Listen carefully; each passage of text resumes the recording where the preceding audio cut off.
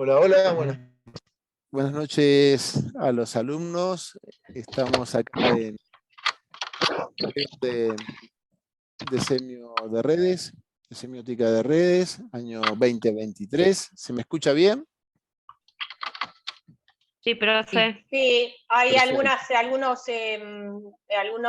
cosas prendidos, algunos micrófonos prendidos. A ver si eso creo que es lo que está haciendo copia. Si pueden apagar micrófonos, por favor, así mejoramos el sonido. Fantástico. Bueno, nos conocemos, yo soy Mario Carlón, estamos con la Cátedra Semiótica de Redes, está Damián Fraticelli, está Rocío Robner, está Josefina de Matei, Noé Manso, y hoy tenemos una oportunidad muy linda, es el primer teórico en el que tenemos una invitada, que es Natalia Aruguete, en este espacio que nosotros venimos dando, al cual tratamos de dar una cierta continuidad, que se llama Encuentros con Investigadores, ¿sí? Es una idea que fue surgiendo porque siempre hemos sido de mantener diálogos con otros tipos de investigaciones, de campos de las ciencias sociales. Por supuesto, lo mantenemos con aquellos que nos interesan, que nos parecen que hacen aportes constitutivos, que son de alguna forma nuestros intertextos también. Y en este caso, bueno, es un gran lujo que esté con nosotros Natalia, quien ahora voy a presentar. Forma parte un poco de lo que, como les hemos contado, Verón llamaba una semiótica abierta, es decir, una semiótica que no estuviera marcada por sus propios límites, sino en un diálogo abierto con las ciencias sociales y con otro tipo de reflexiones, como fue pasando a lo largo del tiempo con su propia obra. Para nosotros, decíamos, es un gusto muy grande que Natalia esté. Natalia es una investigadora muy importante, no solo en el campo local, sino en el campo latinoamericano y con presencia internacional.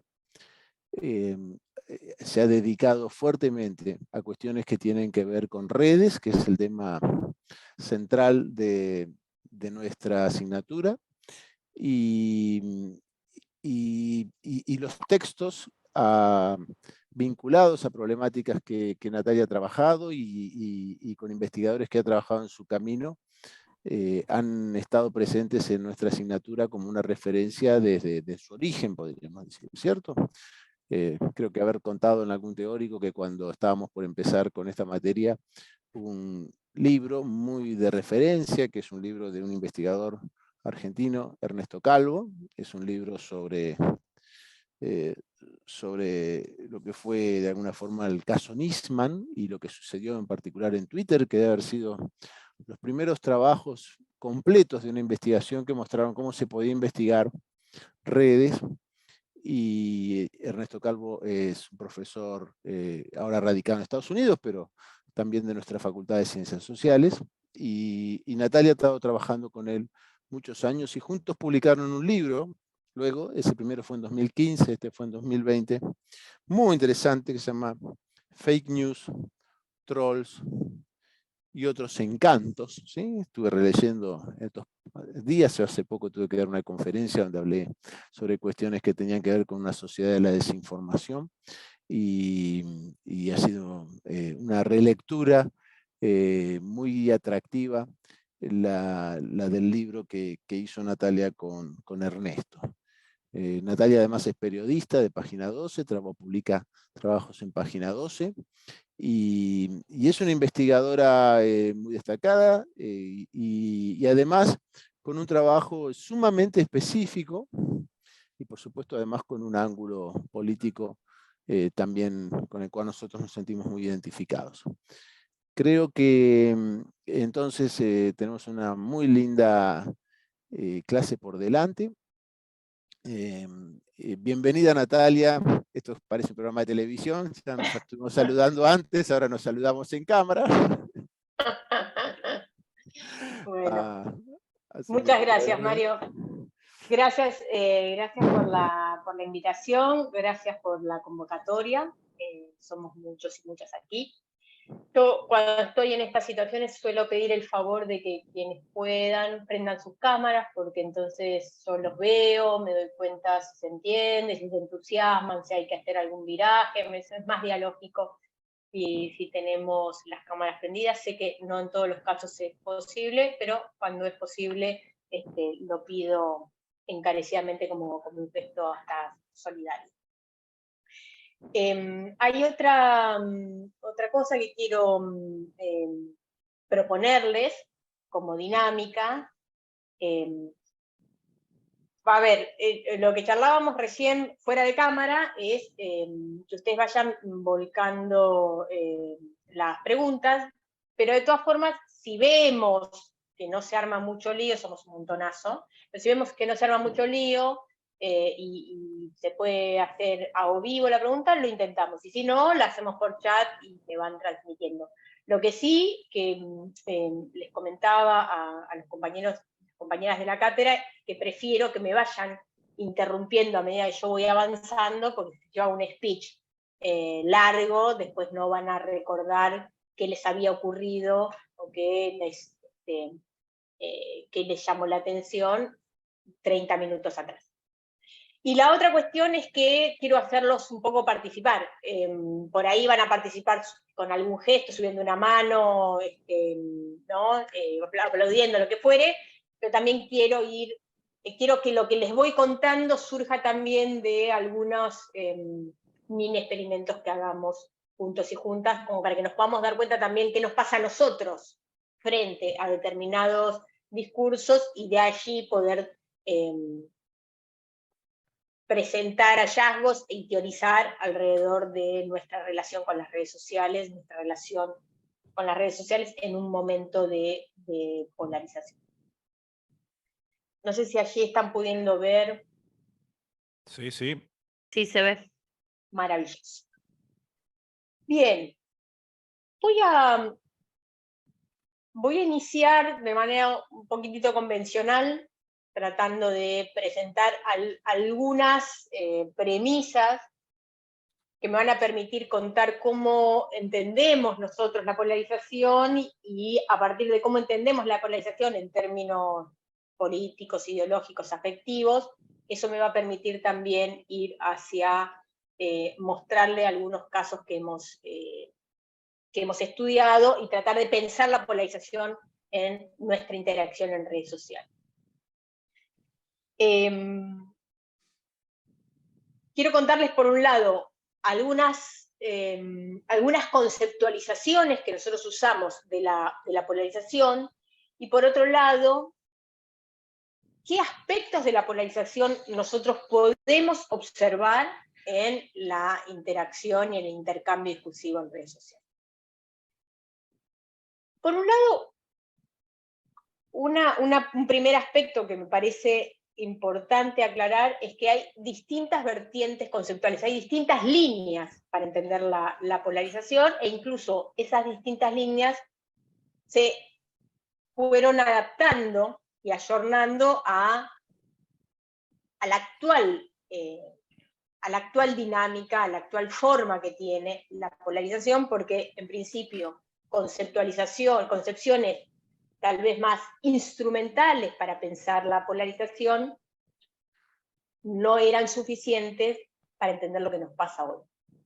Perdón, Juan Felipe, me parece que estás con micrófono y me hace un poquito de eco, no sé si puedes apagar el mic. Gracias.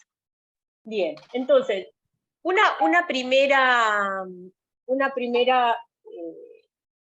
cuestión que querría aclarar es: hace tiempo, hace varios años, cuando se pensaba en la polarización, se la pensaba desde lo que se llama un enfoque instrumental, donde la pregunta alrededor de la polarización en ese momento era qué posiciones tomamos y qué ideas tenemos alrededor de una agenda ideológica. Y cuando hablamos de una agenda ideológica, nos estamos refiriendo a las diferencias que podemos tener alrededor de temas por ahí más sólidos, más duros, ¿no? qué posición tenemos alrededor de la economía, qué posición tenemos alrededor de la intervención del Estado, qué posición tenemos alrededor de la concepción de salud. Ahora, lo que empezó a pasar en un determinado momento es que, sobre todo, esto empezó a investigarse mucho en Estados Unidos, donde lo que se observaba era que aun cuando probablemente podíamos tener ideas no demasiado distintas alrededor de los asuntos públicos, había una profunda aversión respecto de un otro que se inscribía en otro partido, en otro grupo, en otro agrupamiento del tipo que fuera. Como que lo que nos distinguía eran cuestiones más identitarias, más afectivas, y no necesariamente posiciones alrededor de temas duros. Entonces empezó a pensarse en la posibilidad de medir esa otra vertiente, ese otro enfoque de la polarización, que es un enfoque más expresivo, y que tiene que ver con lo que se denomina polarización afectiva o polarización social, que tenía que ver con instrumentar una suerte de termómetro que nos pudiera decir cuán cerca o cuán lejos, cuán caliente o cuán frío nos hacía sentir, o qué tipo de emociones nos hacían sentir determinados dirigentes políticos, determinados partidos, determinados asuntos, determinados eventos, ¿no? Y esto me parece importante porque es una forma también de pensar la polarización como más estable. O sea, nosotros, una de las formas de polarizarnos tiene que ver con nuestra necesidad de pertenencia a determinados agrupamientos. Y esa necesidad de pertenecer a grupos muchas veces hace que nos vayamos adaptando y que vayamos moldeando nuestras preferencias a las preferencias de ese grupo por lo que se llama la teoría de la pertenencia social, que es más esta necesidad de pertenecer a algo, de no sentirse aislado y no necesariamente una dimensión solo argumental o solo racional alrededor de los asuntos. Y esto no quiere decir que la polarización afectiva no sea racional. Cuando nosotros hablamos de polarización afectiva, lo que estamos diciendo es los eventos, la política, cualquier tipo de aspecto social o cultural, no solo nos despierta argumentos exhaustivos alrededor de cómo nos explicamos eso, sino que también nos genera emociones, nos interpela emocionalmente. Y eso va de la mano y es complementario de esta dimensión más racional, más ideológica respecto de si nos ponemos hacia la izquierda o a la derecha del espectro ideológico, ¿no? O sea, es como si nosotros pensáramos en términos de izquierda y derecha, pero también pensáramos en términos de termómetro, de arriba hacia abajo. En ese punto la dimensión se vuelve más multidimensional. Y lo que entendemos es que lo que nos permite pensar esta forma más complementaria de ambos enfoques es que nuestro comportamiento político responde no solo a los argumentos racionales, sino también a lo que nos pasa emocionalmente con los eventos, a lo que nos pasa emocionalmente con los grupos, con los partidos, con los dirigentes, ¿sí? O sea, y además nos resulta muy útil pensarla cuando nosotros queremos analizar nuestras interacciones en redes sociales. O sea, nuestras reacciones en redes sociales también son reacciones políticas. Y esas reacciones políticas no responden solamente a la dimensión cognitiva, sino también a la dimensión afectiva. ¿Sí? ¿Hasta ahí vamos? ¿Hasta ahí se entiende? Hay una otra cuestión que aclaro ahora al inicio, pero que la voy a retomar, y probablemente sea un poco más compleja, pero no se preocupen que la voy a retomar, porque quiero dejarla planteada, que es que cuando nosotros nos relacionamos en redes sociales, esto es independiente de que nos polaricemos o no nos polaricemos, pero cuando interactuamos en redes sociales, hay una dimensión subjetiva que tiene que ver con qué nos pasa a nosotros con los discursos, qué nos pasan con cualquier tipo de mensaje con el que nos podemos topar en redes sociales, qué hacemos con eso, cuáles son nuestras reacciones, cuál es nuestro comportamiento, ¿no? Y esa es una dimensión más subjetiva, es una dimensión más cognitiva, selectiva que tenemos, ¿no? Al dejar pasar o no determinados mensajes, pero en esas reacciones individuales, en esas reacciones subjetivas que tenemos con los mensajes, también generamos consecuencias en el mapa de las redes sociales. Entonces es como si hubiera dos caras de esa moneda, donde lo subjetivo abona sin que nosotros reaccionemos en redes sociales, la red no se mueve, pero donde cada una de nuestras reacciones genera consecuencias que pues son consecuencias en la red, son consecuencias estructurales, son consecuencias de la dimensión más orgánica de la red, ¿sí? Esto lo aclaro como estas dos caras de la misma moneda, que las voy a retomar cuando me meta en los mapas de la red. Entonces, pensemos por un momento en esta dimensión subjetiva, y entonces los hago ahora intervenir a ustedes. Si yo les pregunto, les pido que levanten la mano, ¿quién compartiría este posteo? ¿Quién lo compartiría? A ver, ¿quién levanta la mano? Así, rápido. Bien, pero de ustedes, ¿quién de ustedes lo compartiría?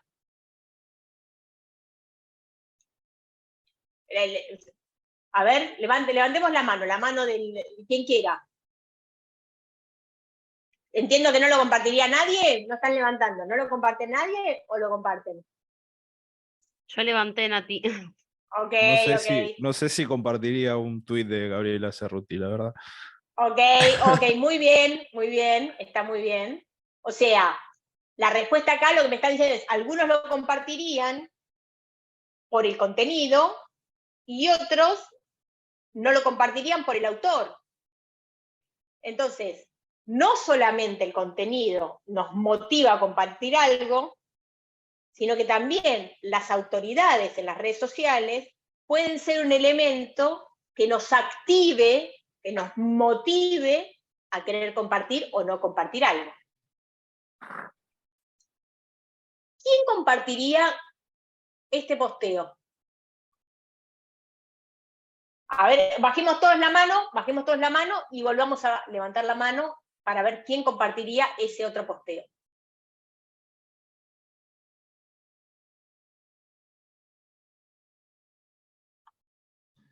No, es mucho eso igual, ¿eh? Ese match, ¿no? Y No lo dice, no ese- lo compartiría nadie. Ok. Es un espacio seguro esta comisión, definitivamente. Bien. Tenía miedo de que alguien levanta la mano. Ok, no compartamos el de Granata. ¿Y el de perfil? Ahora, perdón, una pregunta. Dale. ¿El de perfil a su vez no lo comparte ella? O sea, es como Muy bien. una Ok. recompartida, digamos. Es un reposteo. Ella está eso está bueno. Ella está citando un tuit de otro. No lo retuiteó a secas, porque si lo retuiteara a secas, nosotros no la veríamos a ella como autora del posteo. Veríamos directamente a perfil. Eso está muy bien, porque son dos comportamientos distintos. Si yo cito un tuit, yo estoy editando, aún si no digo nada, pero yo aparezco y dentro de mí aparece el tuit. De todas formas, acá ella no está citando el tuit, sino que lo que está haciendo es pegar la imagen de ese posteo y ella aparece como autora de ese tuit. Distinto es si yo retuiteo a secas. ¿Y qué pasa si yo retuiteo a secas? Que es lo que yo les estoy preguntando a ustedes. Les estoy preguntando, ¿lo compartirían o no lo compartirían? Cuando yo les pregunto, ¿lo compartirían o no? La pregunta que les hago es, ¿retuitearían el tweet sin poner nada? Retuitear solo a secas. Esa es la pregunta. Entonces, No. pregunto, ¿no compartirían? No. Bien. Pasa que, perdón, justamente Dale. a pesar de que es simplemente un recorte de un diario, obviamente suponiendo que vos te encontrás con este tuit de Amalia Granata y le das RT o lo que sea, no es lo mismo, digamos, qué quiere decir compartiendo ese titular de perfil, no es lo mismo que lo comparta ella a que lo comparta, no sé, por ejemplo, Gabriela Cerruti. O sea, Está no muy bien. sería la misma intención, quizás. No sería la misma intención y no sería el mismo contexto. Es interesante lo que dice Sofía, porque fíjense una cosa. Cuando nosotros hablamos de retweet, lo que estamos diciendo, o sea, cuando nosotros decimos compartir, siempre que nos lean, tanto a Ernesto como a mí, que decimos compartir, nos estamos refiriendo a aquellos posteos que son retuiteados, no comentados. ¿Por qué? Hay dos interpretaciones, acá voy a decir algo conceptual, lo voy a decir despacito, para que nos quede bien fijo. A nivel conceptual, cuando nosotros tomamos el retweet como una reacción en redes sociales, o el compartir sin comentar, lo que estamos asumiendo es que hay aceptación, que hay afinidad con el posteo, ¿sí? En parte en la línea que lo decía Sofía. Ahora, el retweet sin comentar es el mayor nivel de aceptación que nosotros tenemos del otro posteo. ¿Por qué? Porque lo que está faltando, y ahí estoy dialogando con lo que mencionó recién Sofía muy adecuadamente, lo que está pasando allí es que si yo, Natalia Aruguete, retuiteo a secas el posteo de Amalia Granata, o retuiteo a secas el posteo de Gabriela Cerruti, no hay contexto. Nadie puede saber si yo estoy reposteando irónicamente o no. Es una Entonces, absorción de discurso, ¿no?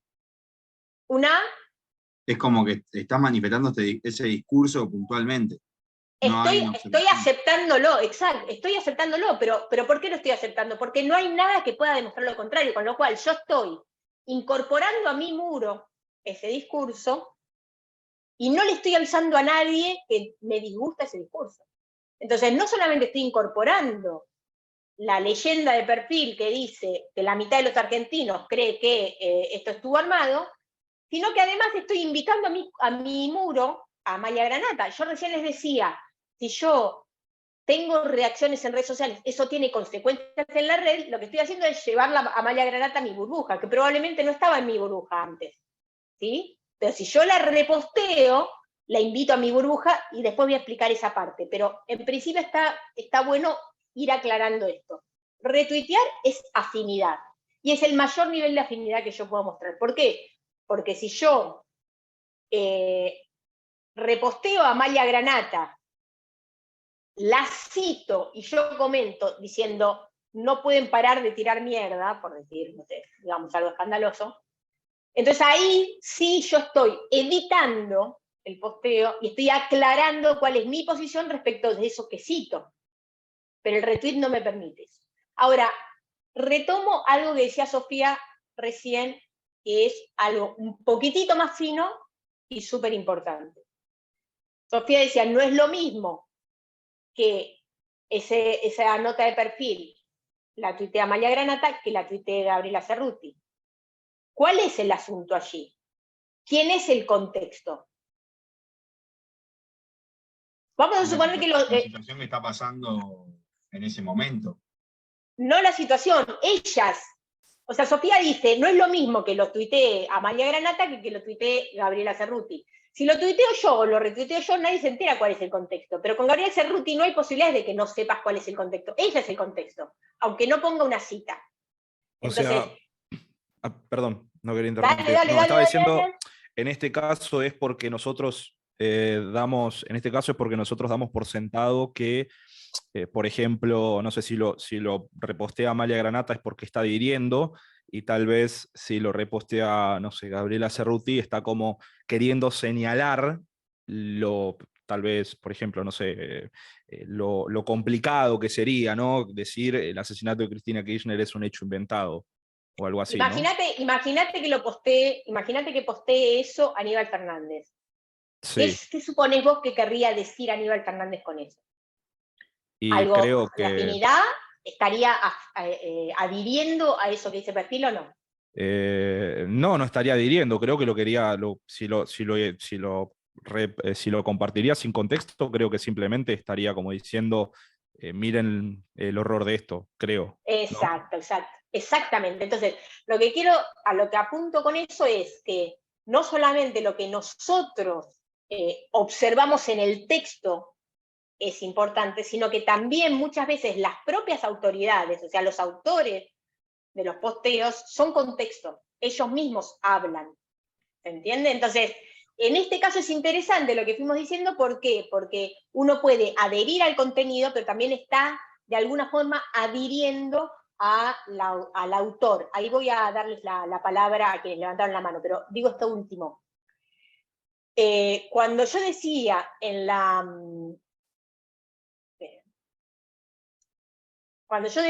la diapositiva anterior que nosotros tenemos dentro de la dimensión subjetiva, que tenemos una atención selectiva, la atención selectiva quiere decir que nosotros miramos, observamos y acompañamos selectivamente algunos contenidos, algunos autores de posteos y no a otros. Eso es nuestra atención selectiva y nuestra adhesión selectiva. Nosotros en redes sociales no gustamos de todo.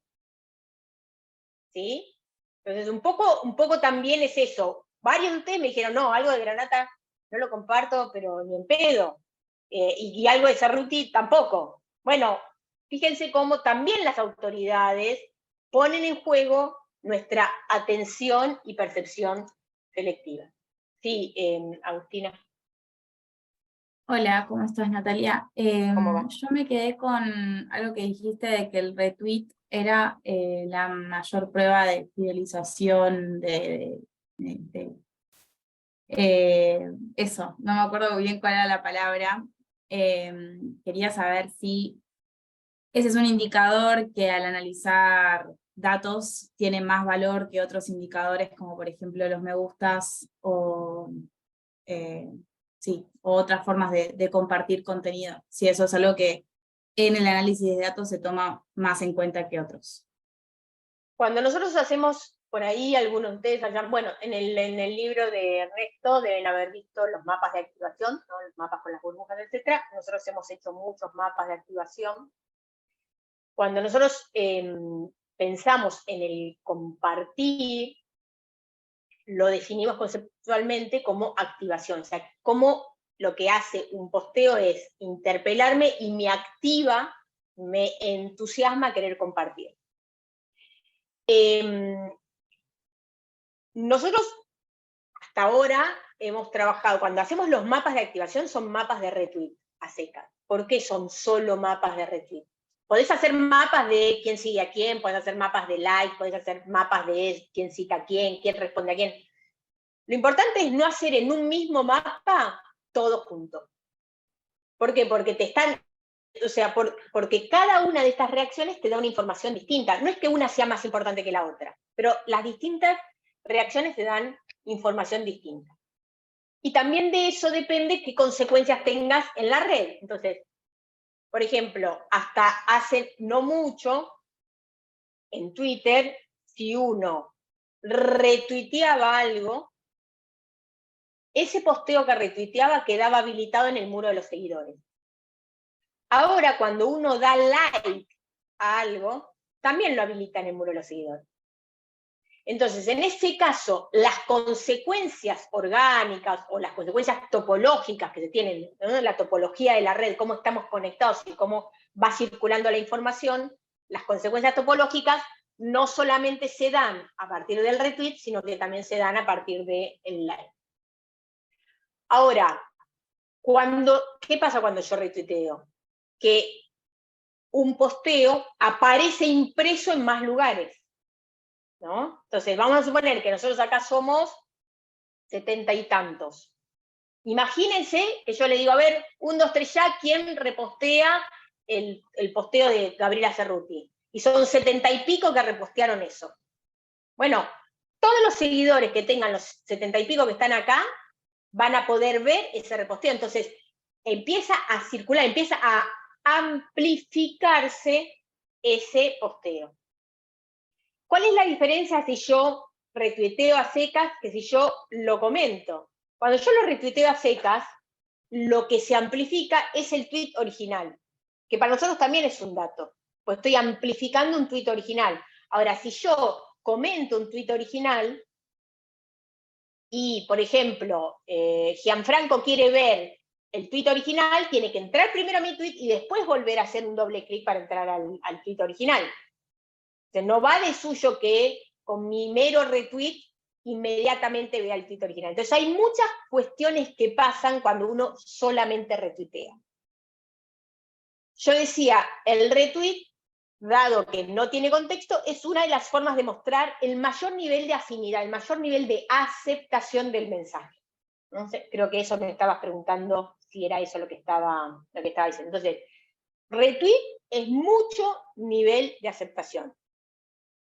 Like, para nosotros, es nivel de aceptación, pero no nos parecía hasta ahora que fuera tanto nivel de aceptación como el retweet. Y sigue sin parecer.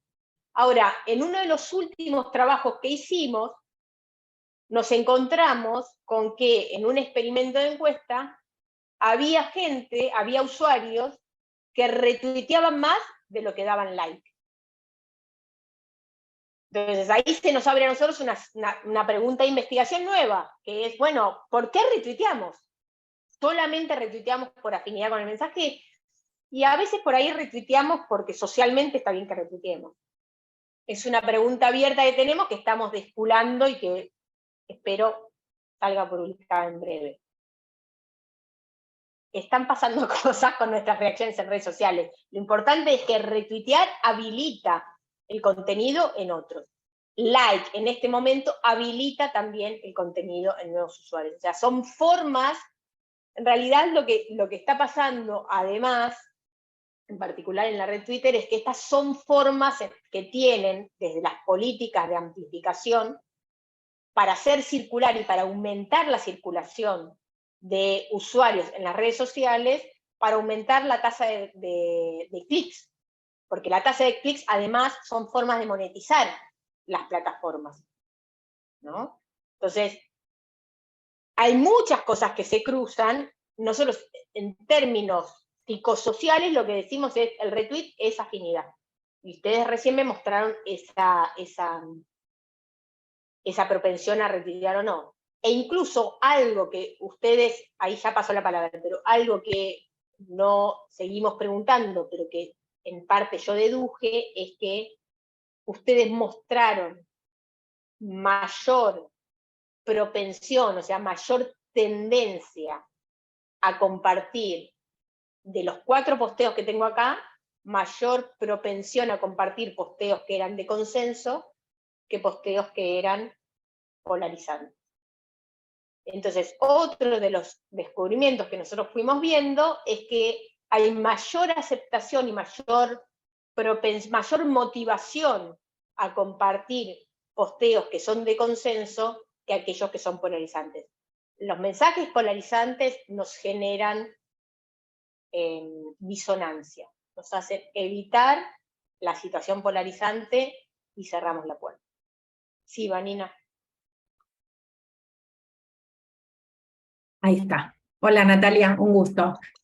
Igual. Bueno, te quería preguntar el comportamiento del algoritmo. Nosotros estamos viendo miradas antropocéntricas y no antropocéntricas, y esto que vos decías que el retweet es el mayor grado de afinidad, o sea, representa esto, si también lo lee en términos de contexto, que las personalidades traen ese contexto del que hablabas, el algoritmo, o sea, si esa parte que digamos no humana también lee de la misma manera, o es solo una mirada nuestra, digamos, como entender el Nosotros cuando nosotros posteamos, reposteamos, a quienes seguimos, cuáles son los temas o sea, los temas que a nosotros nos aparecen como tendencia cuando entramos a nuestro muro, no son los mismos que le aparecen a todo el mundo.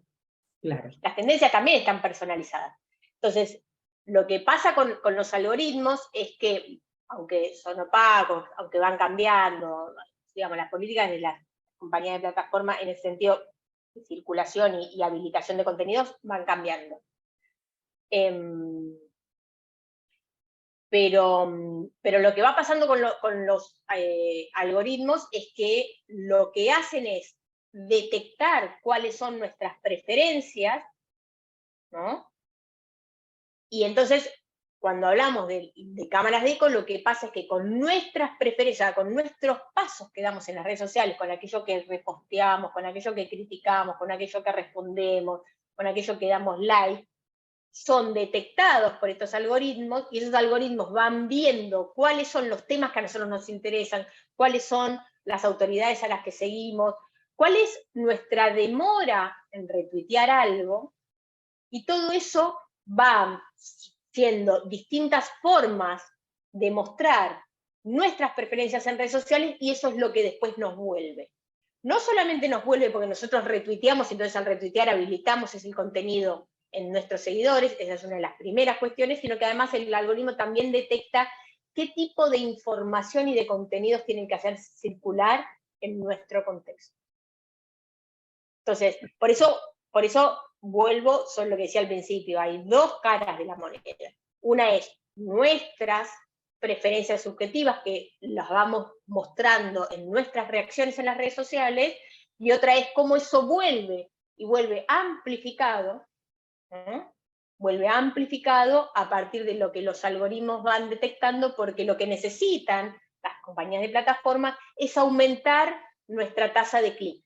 Porque cuando aumenta nuestra tasa de clic, cuando aumenta nuestra participación en las redes sociales, aumenta la posibilidad de que nos encontremos con determinado tipo de publicidades y propagandas, y que podamos entrar también a esos posteos, ¿no? Entonces, eso, como está monetizado, son cálculos que se hacen para poder aumentar eso.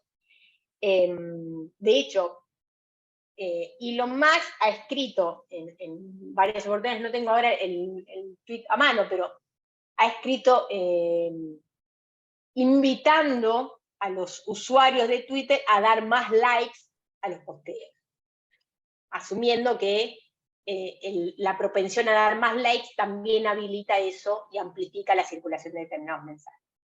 Es más, ha hecho encuestas preguntando si había acuerdo. Por ejemplo, imagínense este posteo de Elon Musk haciendo una encuesta preguntando si les parece bien restituir la cuenta de Donald Trump.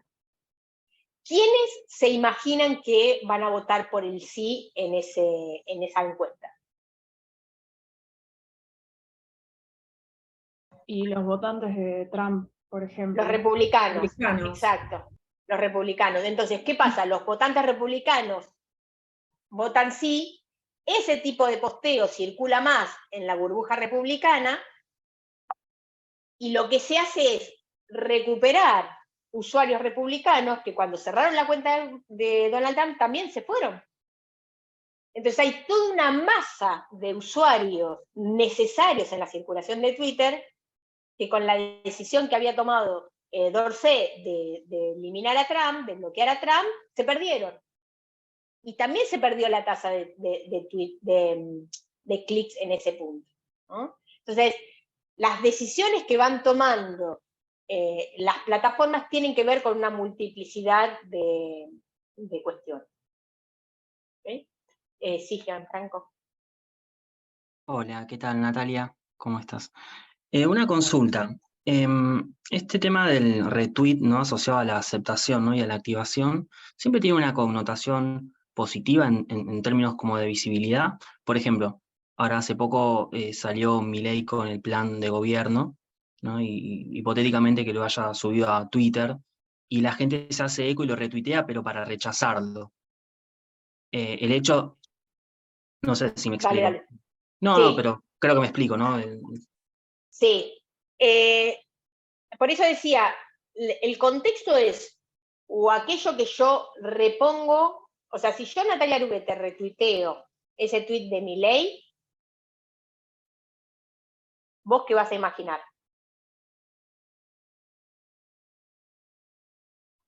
Pero de retweet sin texto, digamos. Retweet sin texto. No, no, claro, no sí. pongas Natalia, no pongas Natalia, te pone un X, porque a mí ya me escuchaste hablar y ya podés imaginar cuál es mi contexto. Pongamos un X, que solamente lo retuitea. ¿Qué vamos a imaginar? No sabemos nada de ese X. Está a favor, supongo. De ¿Por lo que qué? dice. Porque no Empieza sabemos nada, porque desaparecido. no, Porque no sabemos, por eso, si lo no sabemos. compartiera. Ahora, si lo comparte Aníbal Fernández, ponele que Aníbal Fernández no diga nada, no cabe imaginar que Aníbal Fernández acepta eso. Lo que está haciendo es decir, che, miren esto. ¿Por qué? Porque en ese caso, el contexto es Aníbal Fernández. Entonces, muchas veces se pregunta, muchas veces surge esta pregunta, siempre, indefectiblemente surge esta pregunta. ¿No es posible que haya retweets a secas irónicos? Sí, lo es. Pero el problema es que si yo no le pongo nada de ese retweet, no hay posibilidades de que el otro sepa cuál es mi relación con ese tweet, mi relación de afinidad o de repudio hacia ese tweet. Entonces, como además existe la posibilidad de comentar, ¿por qué yo voy a rifar un tweet que lo dejo en mi muro? Porque además hay algo que se llama costo cognitivo, que es, hay dos tipos de costos. Uno es el costo cognitivo, es decir, ¿cuánto estoy dispuesto yo a invitar a mi casa a alguien que rechazo? Y hago lo llevo a versión redes. ¿Cuánto estoy dispuesta yo a invitar a mi muro un posteo y una autoridad que rechazo? ¿Por qué? Porque además yo lo estoy dejando en mi muro eso. Entonces, no solamente lo estoy dejando en mi muro, sino que además le estoy mostrando a todos mis seguidores que ese posteo está en mi muro. Entonces, el costo cognitivo significa que yo estoy poniendo al otro a un nivel de desafío mayúsculo para decirle, ¿vos invitás a tu casa a alguien a quien rechazás mucho o cuyas acciones repudias mucho? O sea, ¿cuán dispuesta estoy yo a invitar a Videla a tomar un café en mi casa? Ese es el costo cognitivo. Yo te desafío a vos al mayor nivel de aceptación, de soportar una acción, de mirar una acción, de aceptarla y de invitarla a tu muro. Por eso decimos que la réplica de algo sin comentario es un costo cognitivo, y si yo lo llego a repostear es porque lo acepto. Si yo lo comento irónicamente, bueno, yo estoy diciendo algo sobre eso. Entonces, primera cuestión, no solamente lo acepto, sino que además, si yo lo reposteé así tal cual, lo de Milei, los demás no pueden saber por qué lo posteé, porque yo no dije nada al respecto. La única forma de darle contexto a eso y saber que hay rechazo es si el autor que está reposteando eso es lo suficientemente conocido como para saber que lo está reposteando o irónicamente o lo está reposteando en desacuerdo con eso, porque lo quiere mostrar. El segundo costo es lo que se llama costo de oportunidad, ¿no? Yo recién les ponía el ejemplo con Amalia. El costo de oportunidad es esta segunda cara de la moneda de la que les hablaba antes. Yo no solamente muestro subjetivamente mi aceptación con el mensaje si lo reposteo, sino que además lo habilito entre mis seguidores. Si yo lo habilito entre mis seguidores, o sea, lo ingreso a mi barrio, si yo lo ingreso a mi barrio de Boedo, ese tweet no circula en el barrio de Belgrano. Pues lo traje yo, entonces lo traigo acá, mis seguidores, lo ve mi vecina, después mi vecina se lo cuenta al vecino de enfrente y queda acá. Entonces el costo de oportunidad significa además que si yo lo habilito, lo llevo para mi lado, y algo que he llevado para mi lado deja de tener la posibilidad de ir para otro lado. Entre otras cosas porque ese algoritmo sobre el cual me preguntaban recién, personaliza la distribución de información. O sea, no es que toda la información circula por todos lados. La distribución de la información está segregada, va para un lado o va para el otro. Y va para el lado donde hay coherencia. ¿Era eso, Gianfranco? ¿Iba por ahí? Perfecto, muchas gracias. Ramiro, adelante. Hola Natalia, buenas noches. Mirá, yo me quedo con la pregunta del algoritmo. Mi pregunta es la siguiente. ¿El algoritmo tiene una tendencia a segmentarnos, a dejarnos como en burbujas en las que no se pueda salir, digamos? Como que no polariza el algoritmo. Las redes sociales no polarizan per se. O sea, uno no puede pensar en la polarización solo movida por las redes sociales. El algoritmo lo que hace es consolidar.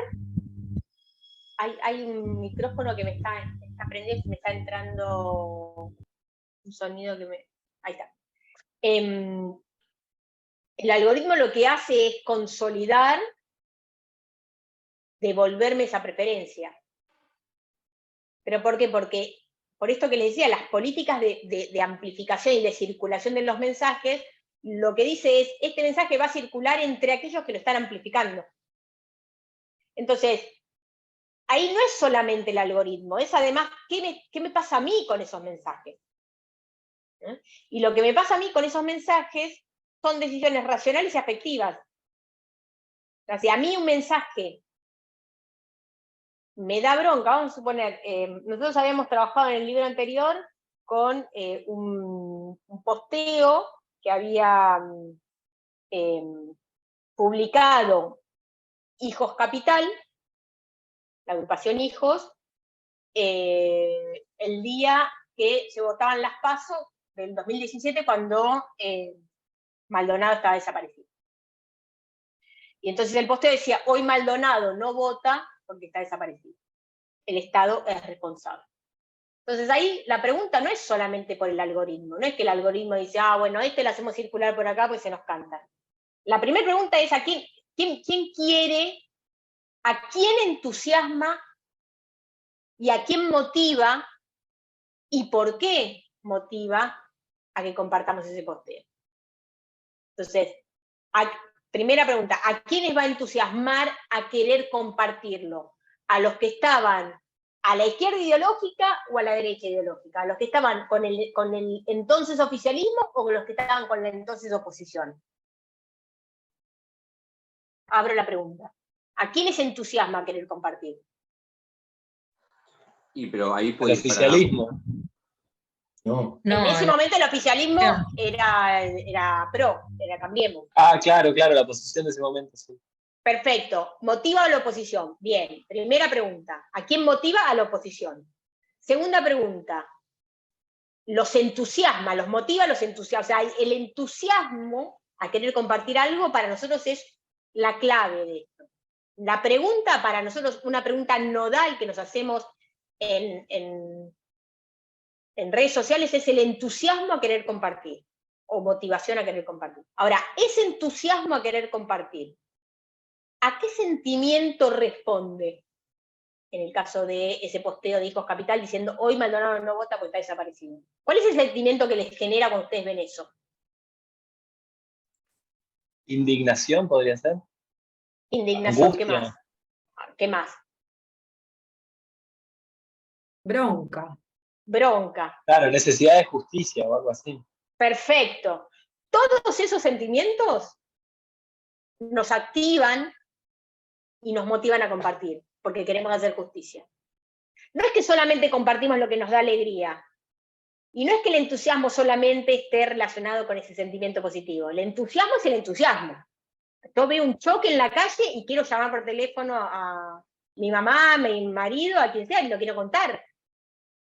¿No? O sea, ese entusiasmo es el que nos activa en redes sociales. Incluso en una clase que estaba dando, yo no lo había visto, no lo había leído, pero en una clase que estaba dando, una persona decía que una estrategia que se está usando mucho en redes sociales es generar en el otro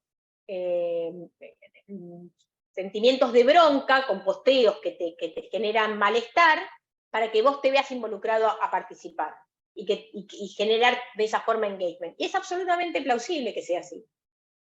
Porque en realidad lo que queremos es tener a la gente enganchada en la red. ¿no? Entonces, lo que insisto acá es, el algoritmo no polariza per se. El algoritmo responde, activa y profundiza y consolida aquello que a nosotros nos despierta emocionalmente. Esa activación para nosotros es una activación emocional. Y esa activación deja huella cuando nosotros reaccionamos. Por ahí nos puede, vamos a suponer que el paralelo a ese posteo que habíamos puesto era un posteo de una cuenta fake que decía que se estaba aprovechando, que el kirchnerismo estaba haciendo un aprovechamiento proselitista de la desaparición de Maldonado. ¿Ustedes repostearían eso? ¿Lo compartirían? No, yo no. No. ¿Quiénes lo compartirían? No. ¿Los partidarios de quién? Y los que en ese momento estaban a favor del oficialismo. Perfecto. ¿Por qué? ¿Por qué lo compartirían? Porque en realidad lo que estaba haciendo con ellos, ¿por qué era placentero para ellos, cognitivamente placentero recibir ese posteo? Porque les confirmaba ese prejuicio. ¿A cuántos cambiemistas ustedes escucharon decir se están cargando un desaparecido para ganar las elecciones? Claro, a ellos también les generaba bronca. Digamos, como a nosotros nos podía por ahí generar bronca. Les generaba bronca el aprovechamiento del Claro. pero además, adosado a eso, súper importante para analizar las redes sociales, es confirmar aquello que uno ya pensaba. ¿No? La confirmación, el mensaje confirmatorio, también es motivador para querer compartir un posteo. En cambio, a los de este lado, que un troll diga hay un aprovechamiento del kirchnerismo para cargarse un muerto y ganar las elecciones, a los kirchneristas los desalentaba. Entonces la reacción de un kirchnerista con un mensaje que te desalienta, que no te genera entusiasmo, es desconecto. Es evitar. Evitar algo, no conectar con un tweet, también es una reacción que para nosotros es medida. Entonces, no sé quién, no me acuerdo quién, Sofía creo que preguntaba si solamente nos interesaba entender el retweet. No solamente nos interesa entender el retweet. El retweet para nosotros significa una cosa, responder significa otra cosa, dar like significa otra cosa, evitar un tweet, no conectar significa otra cosa. Todo eso necesita tener explicaciones conceptuales para ver qué nos están diciendo esos datos. ¿Esto último que acabo de decir se entiende? Sí, me surge una pregunta en ese caso. Por ejemplo, a ver, por ahí hablamos de emociones que siempre, y estoy muy de acuerdo con lo que decís, de que los algoritmos por ahí refuerzan algo que ya está por fuera, ¿no? No es como que tienen ganas de generar esa situación complicada per se, pero también por ahí me suena, me recuerda algo que por ahí pasó un poco después, que fue también el caso de Facundo Castro, la desaparición y demás, que se dio como el efecto contrario, opuesto, digamos, en gente que, por ejemplo, no le daba visibilidad porque detrás de eso teóricamente había un oportunismo político. Más allá de la emoción fuerte y movilizadora, es decir, búsqueda de justicia y demás. Por ahí el planteamiento de base es más que nada ese, puede ser. Igual hay una cosa, para hacer ese análisis habría que ver a qué le damos visibilidad y a qué no. O sea, no es que al tema en su conjunto se le da visibilidad, sino a qué tratamiento del tema. O sea, yo recién puse 2 ejemplos del mismo caso. Hay un posteo que nos entusiasma a compartir y hay otro que nos desalienta a compartir. Y estamos hablando del mismo caso. O sea, no es que todo lo que se dijo alrededor del caso que vos estás mencionando generó la misma motivación a compartir o a desanimarme a compartir. O sea, lo que nos anima o nos desanima a compartir es el tipo de mensaje que estoy mandando. ¿Por qué?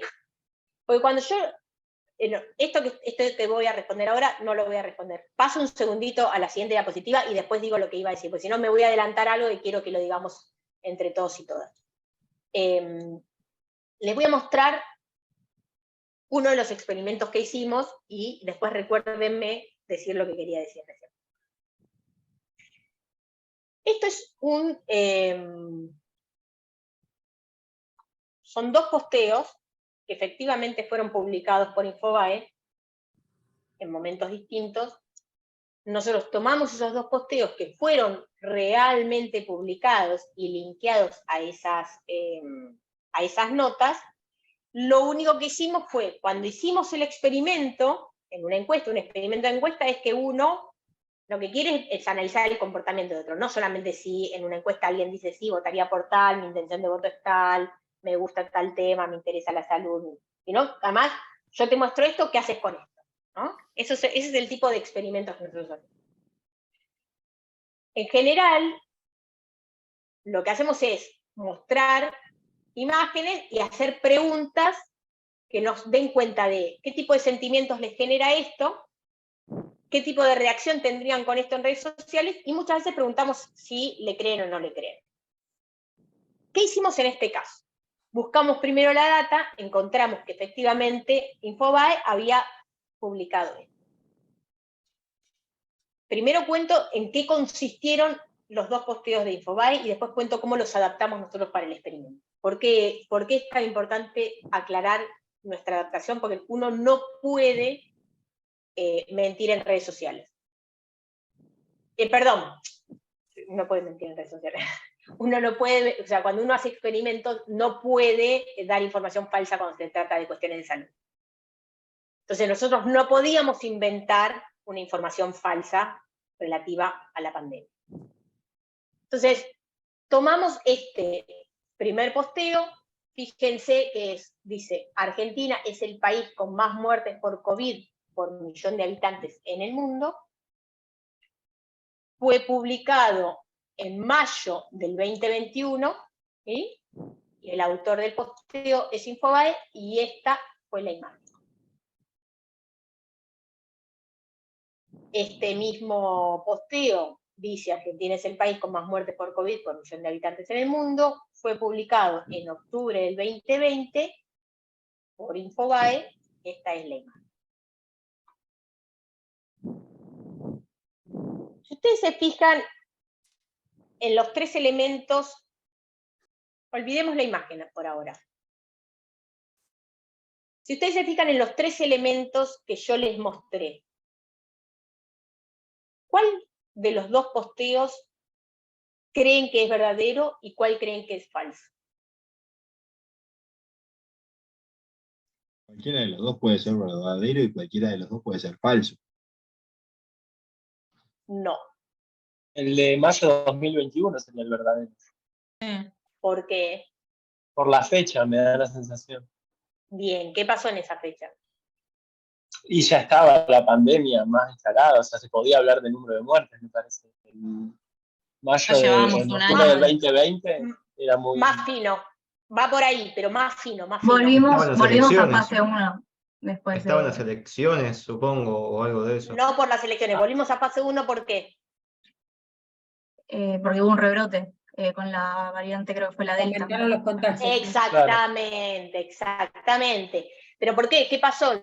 Porque la Delta era la que mayor nivel de letalidad tenía. ¿Sí? Ahora, fíjense cuál es la nota que inserta, o sea, cuando Infobae pone su texto, inserta, hipervincula a una nota de su home. La nota que está hipervinculando en el caso de octubre del 2020 es que fueron cargados los más de 3.000 muertes de la provincia de Buenos Aires. No sé si alguno se acuerda, pero en la provincia de Buenos Aires había habido una demora en las cargas, se actualizó la carga y se disparó el número. Entonces, lo que dice Infobae es momentáneamente, la Argentina tuvo el mayor número de muertes por millón de habitantes. Ahora, acá efectivamente era así. Hemos llegado el 20 de mayo a la mayor cantidad de muertes por millón de habitantes. Entonces, ¿qué hicimos nosotros para hacer el experimento? Repetimos la imagen es lo único que repetimos, para que no, si nosotros mostrábamos dos imágenes, iba a dispersar la atención en mirar las imágenes distintas. Y fuimos rotando las autoridades. En algunos casos poníamos Infobae, en otros casos Clarín, en otros casos La Nación, en otros casos Página 11, porque queríamos saber también, no solamente cómo impactaba el contenido, sino también cómo impactaba la autoridad. Vieron que ustedes recién me decían, y no, si es de Granata no lo comparto, si es de Cerruti tampoco, ¿sí? Entonces, estábamos tratando de ver la propensión marginal de esos distintos elementos de un posteo que nos generaba compartir. Ahora hago otra pregunta. ¿A quién beneficia o a quién perjudica este posteo?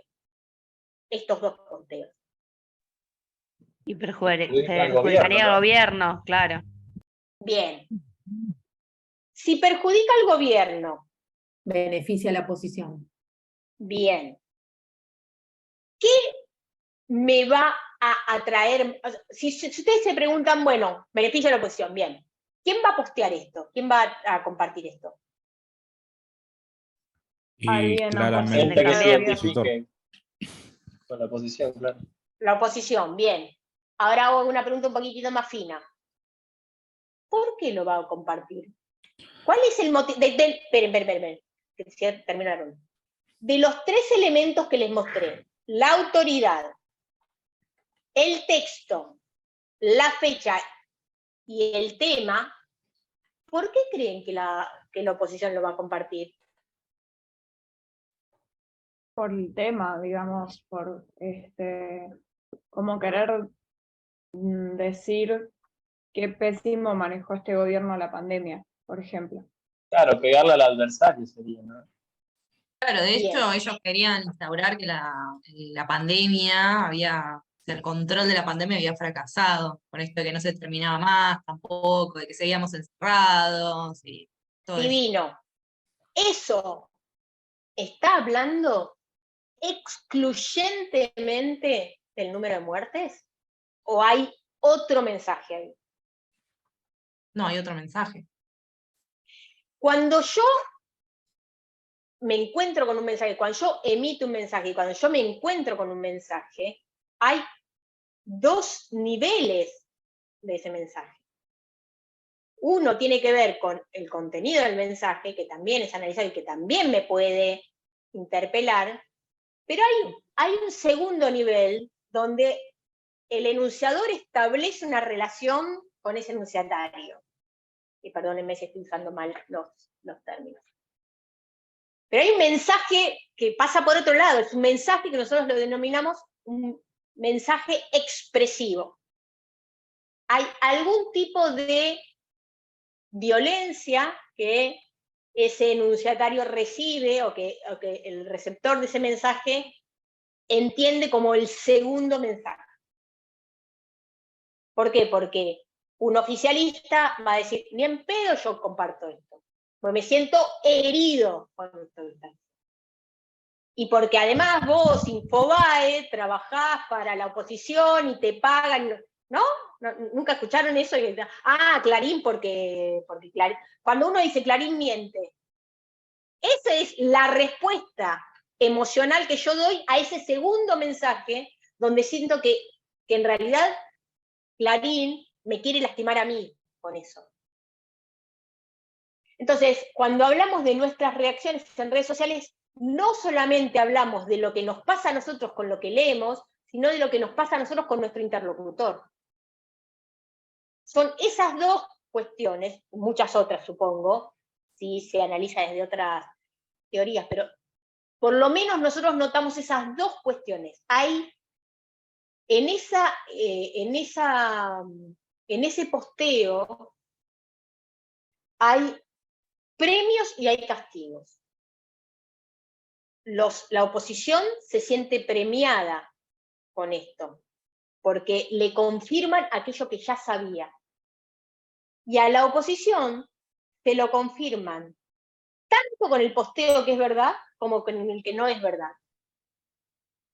Porque yo no me imagino a un kirchnerista duro queriendo postear o repostear o compartir un mensaje donde dice que tenemos el mayor número de muertes, aun cuando sepa que estábamos en plena Delta. ¿Por qué? ¿Por qué querría compartirlo? ¿Para hacer honor a la verdad? ¿Por qué? Si lo hiere. Y además sabe que eso afecta a su gobierno. A ver, Tomás. No, decía que si sé que lastima entre comillas, no, a mi ideología, ¿por qué lo haría? Sí, pero uno puede ponerlo desde un punto no tan imparcial y decir, che, está pasando esto. Me percibo kirchnerista, pero igual esto hay que mostrarlo. No También. me parece tampoco una locura. No es una locura, pero ¿será mayoría? Para mí puede ser que tenga que ver quizás también con una cuestión de otra emocionalidad, que se te haya muerto un familiar y apele a otra emocionalidad que sea más fuerte que la de tu ideología. Perfecto. Personal de medicina y te sentís indignado por el manejo, independientemente de tu ideología. Perfecto. Todo lo que ustedes acaban de mencionar son cuestiones, todo lo que acaban de mencionar son cuestiones emocionales que los llevan a uno a postear o no postear. Ahora, fíjense, ¿con qué nos encontramos acá? Natalia, tengo una pregunta. Dale, Mario. Estabas hablando de este experimento tan interesante, quería saber un poco si podés contar un poquito más en qué condiciones lo hicieron, es decir, cuando vos contás que mostraban esta imagen, no terminé de entender bien cómo fue el experimento. A ver, este experimento forma parte de otros varios experimentos que incluimos en una encuesta, ¿no? Una encuesta que se hizo a 2.400 personas en Argentina, que les llegó esa encuesta por mail. Lo podían hacer en el teléfono, lo podían hacer en la computadora, ¿sí? Son encuestas en línea. Entonces, este experimento constaba de dos partes. Primero, dividíamos al grupo de encuestados en dos. De manera aleatoria, a un grupo le tocaba el posteo de mayo del 2020, a un grupo le tocaba el posteo y de manera aleatoria a otro grupo le tocaba. Entonces, de los 2.400 encuestados, tenías 1.200 que les tocaba uno, 1.200 que les tocaba otro. ¿Sí? ¿Y cómo organizaron la encuesta? El universo de los encuestados? Eso lo hace NetWest, es una consultora de Estados Unidos que tiene muestras de... Esto fue hecho en Estados Unidos. No, fue hecho acá, pero la encuestadora se llama NetWest. Claro, por supuesto, porque está info. Es la que tiene las... porque la plata sale de allá. Claro. No lo hicimos con una consultora local. Entre otras cosas porque el financiamiento de esta encuesta, que en realidad se replicó no solamente en Argentina, sino en otros lugares, en Brasil, en 2020 tuvimos una en México, también en Colombia y en Chile. O sea, era como en varios lugares donde el punto nodal de la encuesta era, no sé, políticas públicas, inseguridad, COVID, confianza, eran como distintas cuestiones, y en todas ellas hicimos experimentos que podían después, en algunos casos, compararse para hacer política comparada con experimentos del mismo tipo en distintos países. Este es el que hicimos en Argentina, que fue uno de los experimentos que tuvimos ahí. El experimento constaba de distintos momentos. Por un lado, le mostrábamos estas noticias. Y subdividíamos la muestra, a una les iba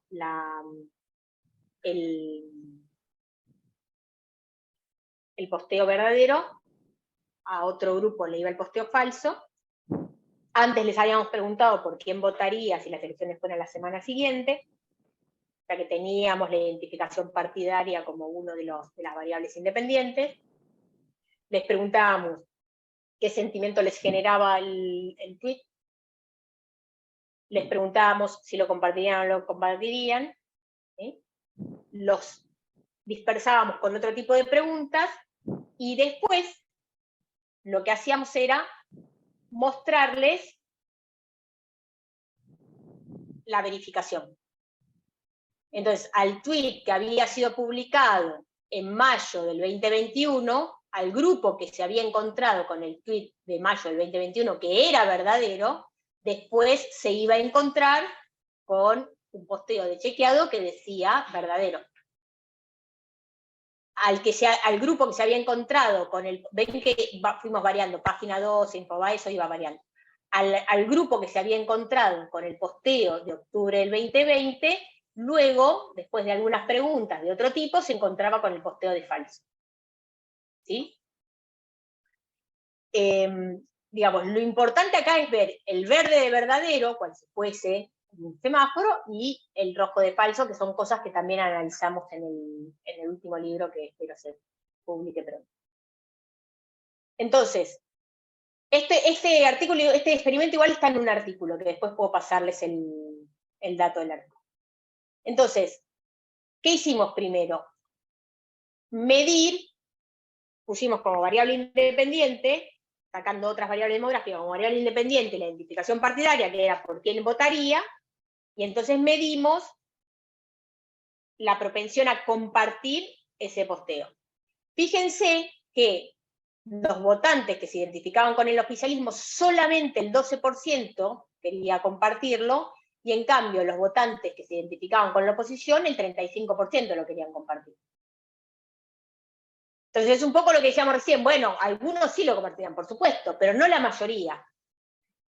Entonces, lo que vemos acá es que esto es un mensaje que es confirmatorio para los votantes opositores y es refutatorio y es penalizador, se sienten penalizados, se sienten violentados aquellos a los que no solamente les están dando una mala noticia, sino que además están poniendo en evidencia que perjudica o que va en contra de la política, la respuesta sanitaria de su gobierno, etc. Ahora, lo interesante, lo más interesante de esto es que después lo mostramos con... intentamos hacer lo mismo con los chequeos. En el caso de los chequeos, cuando mostrábamos el chequeo, preguntábamos si la gente creía que el posteo original era verdadero, probablemente verdadero, seguramente verdadero, probablemente falso, seguramente falso, y lo mismo hacíamos, las mismas preguntas hacíamos cuando le mostrábamos el posteo falso, y además les preguntábamos si lo compartirían. Entonces yo les decía, este es un mensaje refutatorio que va en contra y penaliza al oficialismo, que se ve inhibido y desalentado a compartir, pero cuando yo les digo, hey, eso era falso, fíjense cómo sube la propensión a compartir.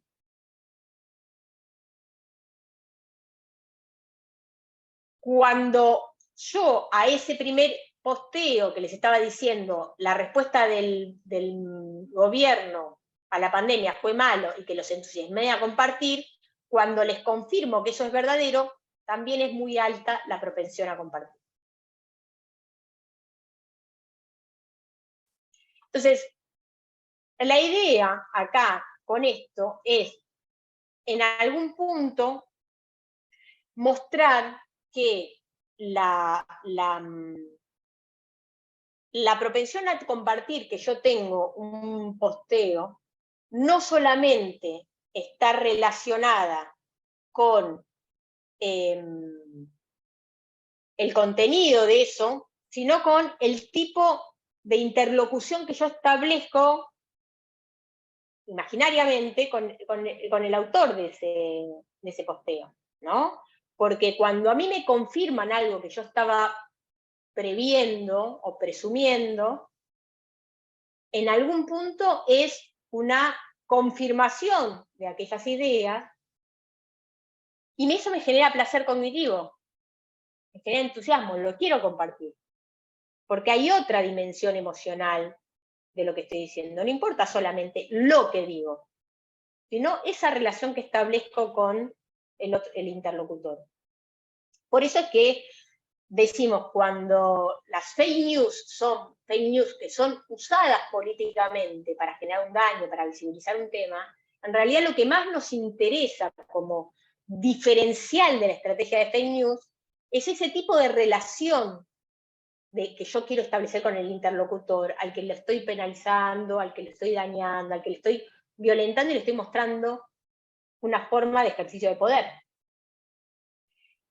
Y yo le decía, lo interesante de esto, a tal punto se despega el contenido de la interlocución que yo genero, que las mismas reglas emocionales de penalización o de premio que yo establezco con el tweet original son las mismas que caben con la corrección. Entonces, en algún punto, también yo tengo una mirada sobre el chequeador cuando digo, ¿sabes qué? Vos estás corrigiendo esto porque estás del lado de los otros. ¿Por qué? Porque el verdadero o el falso del chequeador también son mensajes de interlocución, mensajes que premian a aquellos a los que les dicen, sí, vos tenías razón, esto era verdadero, y los premian mucho más que si yo les digo, ¿sabes qué? Eso que vos compartiste era falso. De hecho, porque no es... Sí, dale, perdón, dale, Juan. no, es que es muy llamativo eso porque, por ejemplo, la página Chequeado, recuerdo que durante cada vez que, dependiendo a quién le chequeaban correctamente o falsamente una noticia, los acusaban cruzadamente de operar para el oficialismo, la oposición, y los pobres muchachos chequeados ahí como diciendo, pero estamos, qué sé yo, estamos chequeando. Exacto, no es nuestra culpa. Exacto. No, de hecho, una de los... Cuando hicimos este experimento, en el caso de Chequeado, hacíamos otras dos cosas. Una de las formas que nosotros tenemos de analizar la polarización en redes sociales, la parte subjetiva, es preguntarle a uno dónde se posiciona ideológicamente, del 0 al 10, el 0 es a la izquierda, el 10 es a la derecha, dónde se posiciona ideológicamente y dónde posiciona al otro, ¿no? Entonces, si alguien se posicionaba en un 3, ¿no? Como tirado a la izquierda, y se identificaba con el peronismo, y se encontraba con el posteo de Chequeado que decía verdadero, expulsaba a Chequeado mucho más lejos de su número. Le preguntábamos después, ¿dónde ubicarías a Chequeado? Y por ahí lo ubicaba en el 7 o en el 8.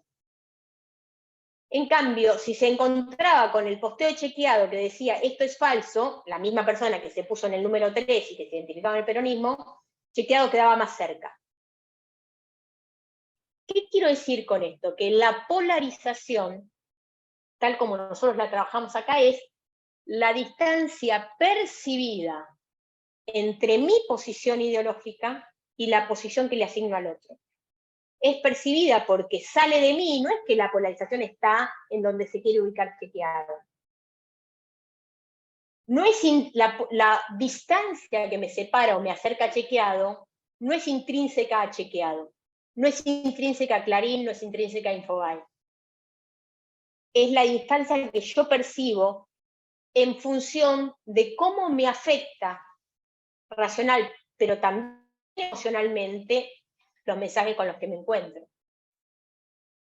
Por eso es que no es tanto el chequeo, sino qué pasa con el chequeador. Es más, otra de las preguntas que hacíamos era asignarle estrellas al chequeado según el nivel de reputación. 1 estrella o 0 estrellas era baja reputación, 5 estrellas era alta reputación. En general, Chequeado estaba con bastante buena reputación y la reputación podía subir incluso cuando nos encontrábamos con un mensaje donde se nos decía lo que vos posteaste era falso.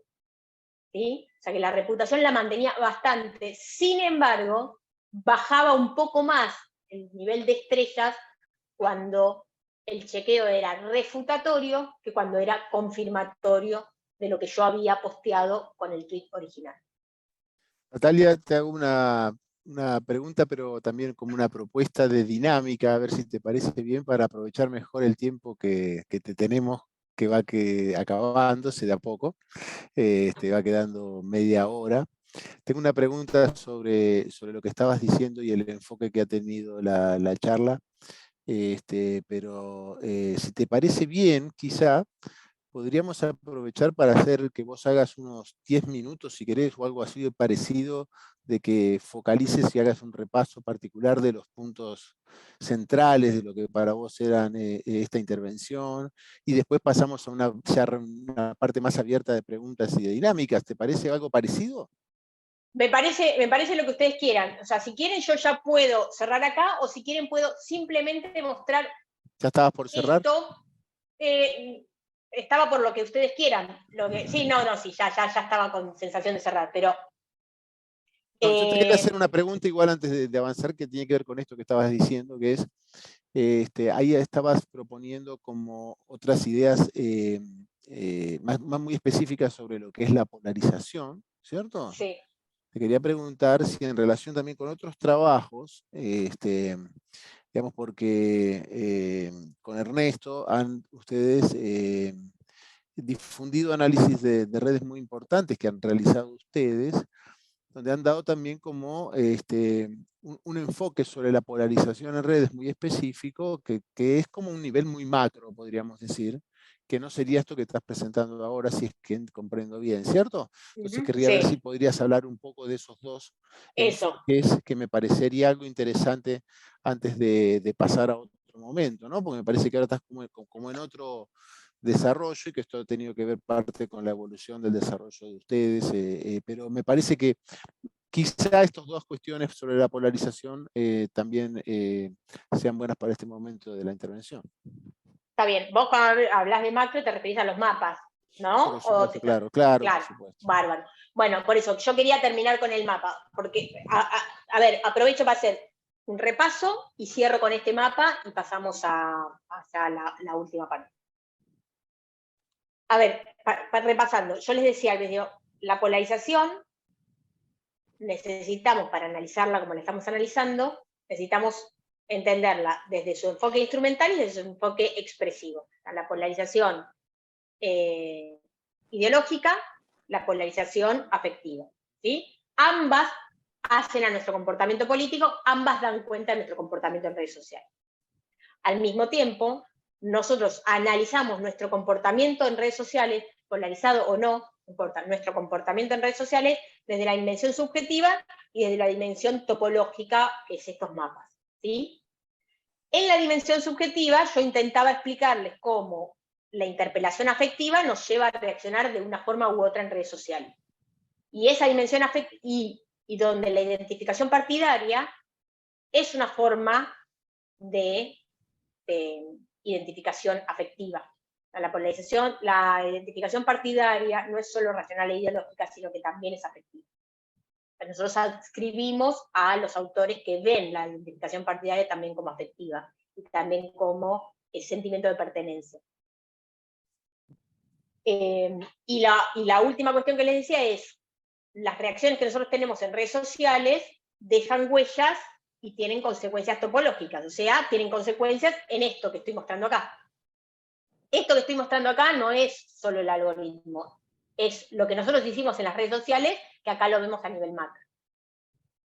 ¿Por qué les mostré antes el experimento? Porque nosotros decimos, cuando los algoritmos personalizan la información, tal como lo habíamos mencionado antes. Entonces, si no logran seguirme, avísenme y voy volviendo para atrás, pero los algoritmos personalizan la distribución de información, ¿no? Entonces, si acá se dio ok a un tweet determinado, ese tweet no viene para acá, se queda acá. Y en este otro lado va a haber otros tweets que no van a venir para acá, ¿sí? Eso que pasa porque nosotros tomamos la decisión de compartir o no compartir, ¿sí? Nosotros habilitamos tweets acá que quedaron acá y pierden la oportunidad de irse para acá. Para poder mostrar esas dos caras de la moneda que yo les hablaba, necesitamos dos tipos de estrategia metodológica. Uno es el experimento de encuesta y otro es el Big Data. ¿Por qué?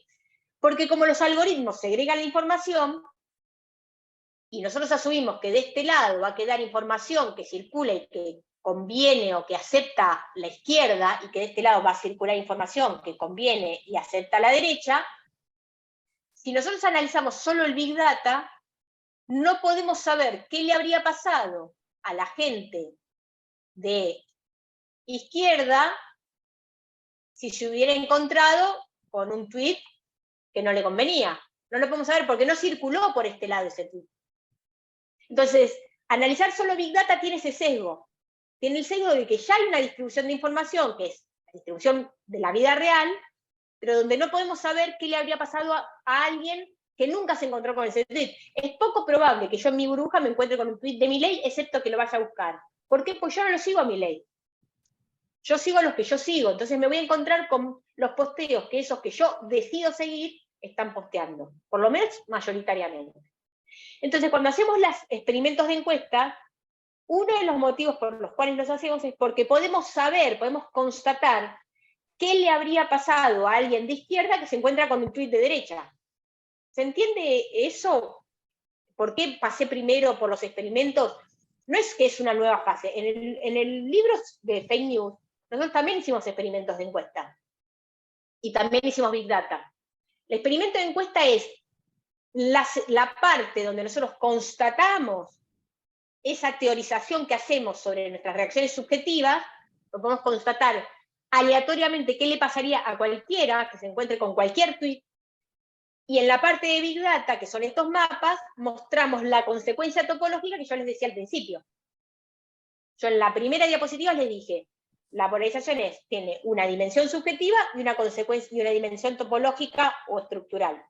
La dimensión estructural es la consecuencia en el mapa de nuestras huellas en la red, de nuestras reacciones en la red. ¿Esa parte se entiende? Que la hice como una suerte de resumen. ¿Eso es claro o la puedo repetir? Ya estoy terminando. Bueno, entonces, dicho eso, ¿cuál es ahora la consecuencia que nosotros vemos en la red? ¿Qué significa para nosotros este mapa? Lo que nosotros vemos acá son dos burbujas. Estas son las dos burbujas que se armaron en lo que fue la última semana antes de las elecciones en Brasil en 2018. La burbuja azul es la burbuja pro-Bolsonaro, la burbuja roja es la burbuja pro-PT o anti-Bolsonaro, la burbuja más de izquierda. Y además nosotros nos encontramos con esta línea acá, horizontal, que nos dice, acá en el medio está el centro del espectro ideológico. Hacia allá es la izquierda, hacia allá es la derecha. ¿Sí? Entonces, nos encontramos acá con determinadas autoridades, determinados influencers. Eduardo Bolsonaro, este muchacho que está acá, que es del movimiento Brasil Libre, el que era Neymar. asesor de la presidenta. No, bueno, no, en ese momento no en el 2018, pero podría hoy. Pero bueno, todos los... También. Kim Kataguiri, Kim Kataguiri, exacto, Kim Kataguiri, del Movimiento Brasil Libre, que fue electo como cuarto diputado en San Pablo y que estaba con el bolsonarismo en ese momento.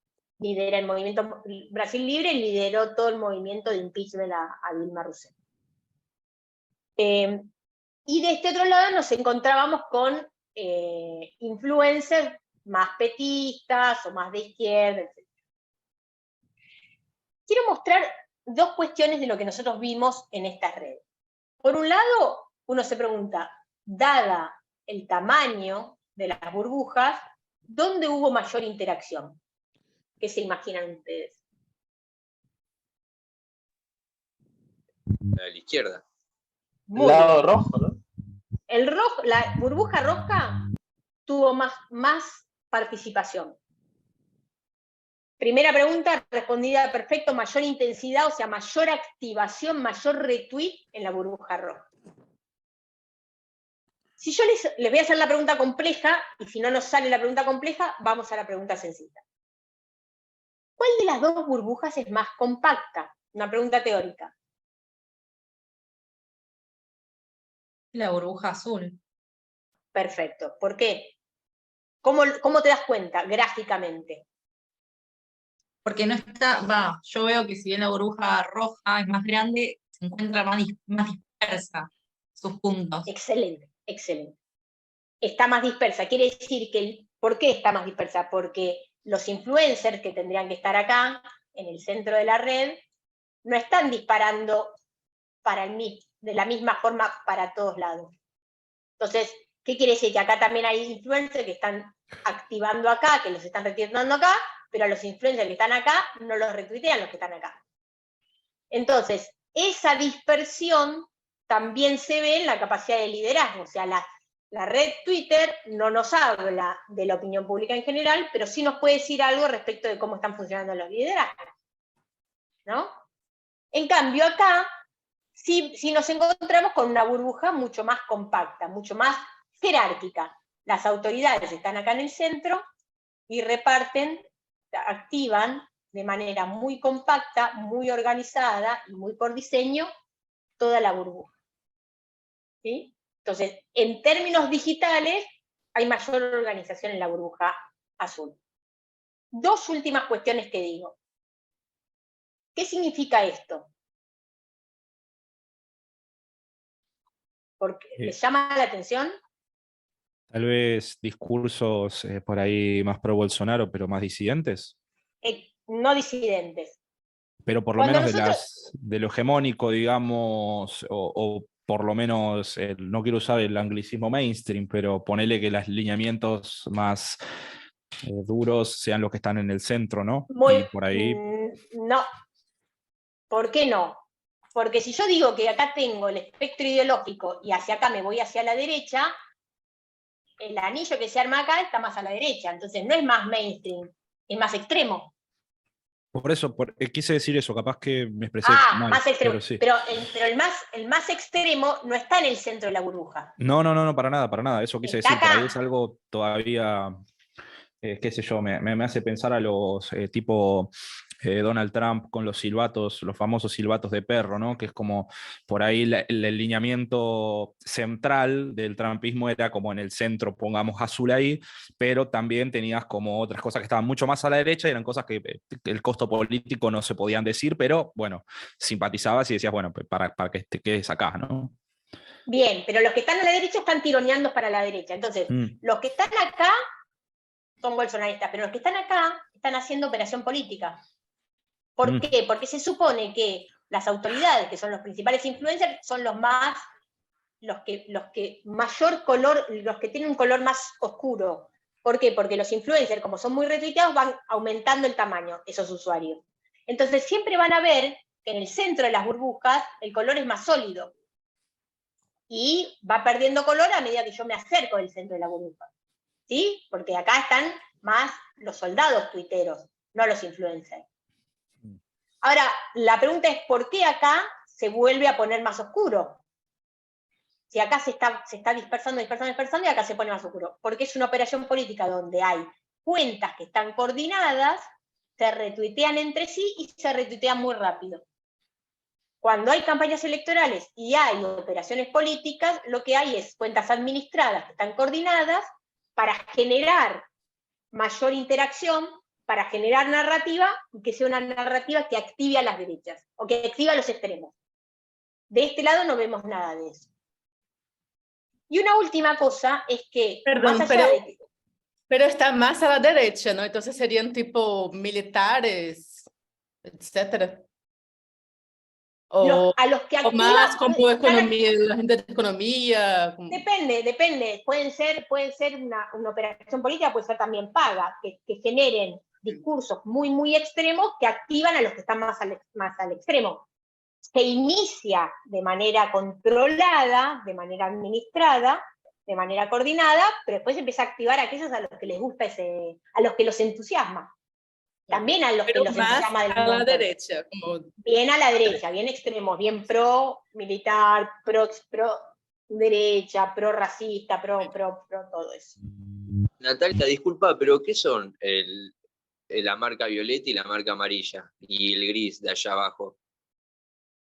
Son comunidades que vienen de otros países. Esto, por ejemplo, viene de la derecha venezolana, esto viene de Argentina, creo, y que uno se da cuenta porque mira cuáles son los nombres de las autoridades y se da cuenta de qué países son. Si yo miro el espectro ideológico y digo, acá está el 0, digo, bueno, ok, esta comunidad coincide con la izquierda del espectro ideológico, esta comunidad coincide con la derecha del espectro ideológico, pero en realidad no se siguen. O sea, no es que los que están acá se siguen entre sí, nosotros seguimos más argentinos que a brasileros. Entonces, quedan cerca, porque se retuitean y están hablando de lo mismo, y coinciden, y tienen afinidad, pero no tienen pero además los argentinos en ese momento estaban hablando también de otra cosa. Entonces quedan cerca, pero la detección de las comunidades la distingue con otro color porque no es la misma comunidad, no queda embebida en la misma comunidad. Son comunidades de otros países que quedan cerca por afinidad, pero mantienen su independencia comunitaria. ¿Se entiende? Sí, ¿Esa era sí. la pregunta, Ramiro? Sí, gracias. Entonces, una última cosa que digo acá y cierro la diapositiva. Fíjense que esto decíamos que era muy compacta. Sin embargo, es muy compacta, porque además es muy azul, muy azul, muy azul, todo, menos acá. ¿Ven que pierde color? ¿Se acuerdan que hubo noticias donde se decía que Facebook había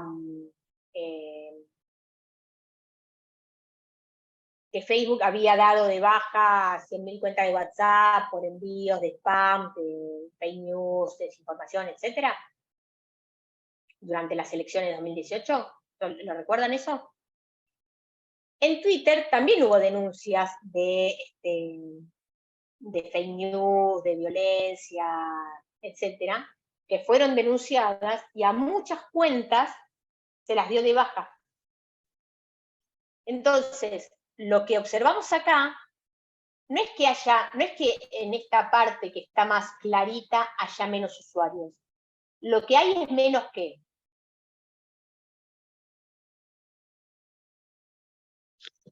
Menos influencers. De esos que son oscuros, ya no están acá.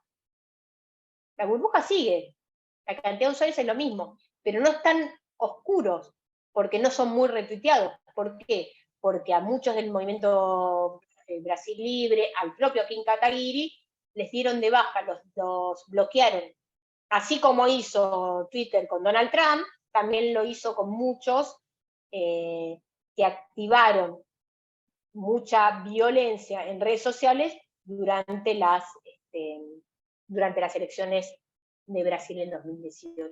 Entonces, en resumen, les mostré lo que nos pasa a nosotros subjetivamente en redes sociales a través de experimentos de encuesta y les mostré las consecuencias que nosotros vemos en los mapas de activación a partir de cuáles son nuestras reacciones en redes sociales.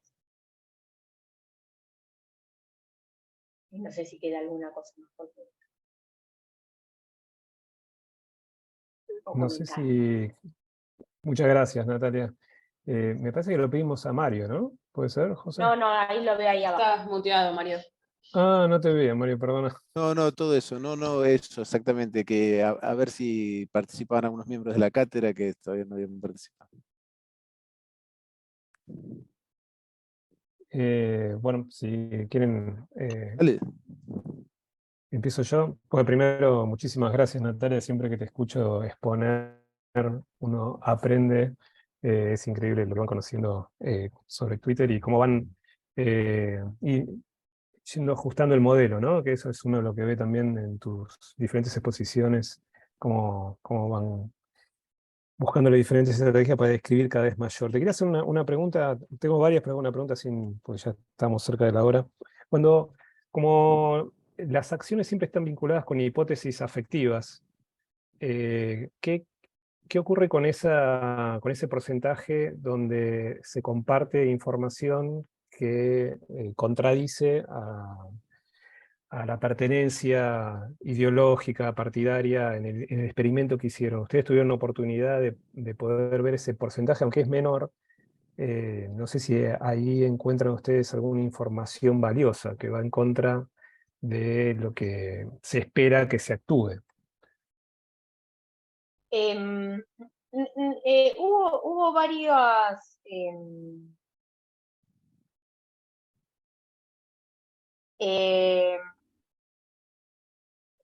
hubo cosas que para nosotros fueron...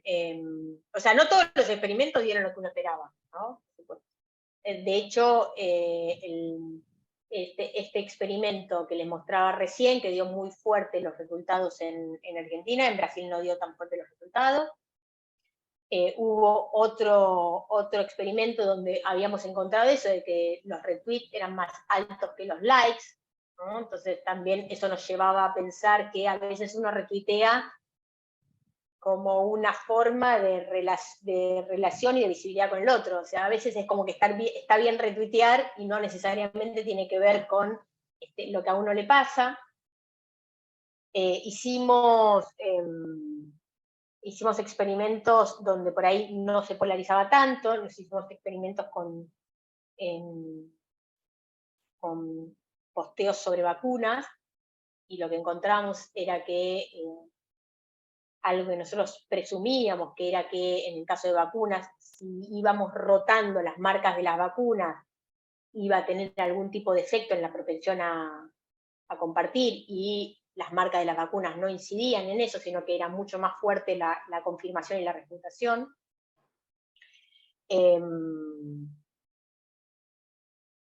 Y entonces ahí también nos llevaba a pensar que no era necesariamente la cuestión de identificación partidaria lo que más pesaba. Sin embargo, en la mayoría de los experimentos que hemos hecho, ahora se me confunden algunos, porque además acabamos de corregir Galeras, y entonces tengo como muchos experimentos en la cabeza, pero o sea, algo que nosotros suponíamos era que la reputación del chequeado iba a caer cuando se encontraran con el mensaje falso. La reputación del chequeado seguía alta, era menor que cuando era un mensaje confirmatorio, pero seguía alta. Entonces el chequeador sigue manteniendo la reputación en su acción de corrección, digamos. La acción de corrección no está mal vista.